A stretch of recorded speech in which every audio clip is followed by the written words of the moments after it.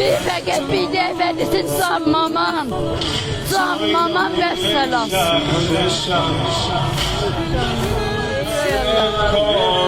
Mənim balamın adı Mehrat Paşayip Ərdidir. Çox bu yollarda, Çaybahaylarda, yollarda getmişdi. Çox gənclərdə getmişdi. Özü də o həftadıdır.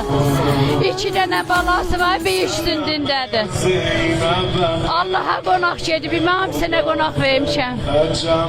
Da sözüm yoxdur. Da sözüm yoxdur. Mənim balama sözüm yoxdur. Bir fəqət bir dəfəlisin canmaman, canmaman vəssalam.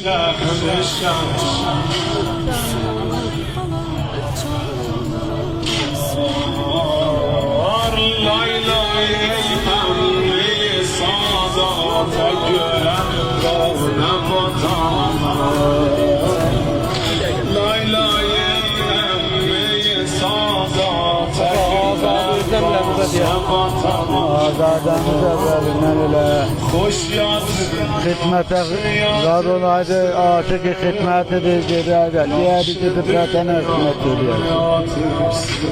Özü de kim bir böyle kim memleketi dolanıp gelmişti. Muhafazada, Miyandap'tan neredeyse bir eylem koymuşlar. Gitmişti terbize. Özü de şimdi kamil, özü diğeri şehadet iftikardı mənə. Hoca, şəhid tək fərzəndir ya özündən sonra bazı qaydaşı var? Bir dənə qaydaşı var ki. Qaydaşı da budadır. Bəli, qaydaşı var, xanımın Süvaycanlığın gəlsin danışsın. Allah rəhmət eləsin. Allah şad eləsin. Allah səbr etsin. Qaydaşı sağ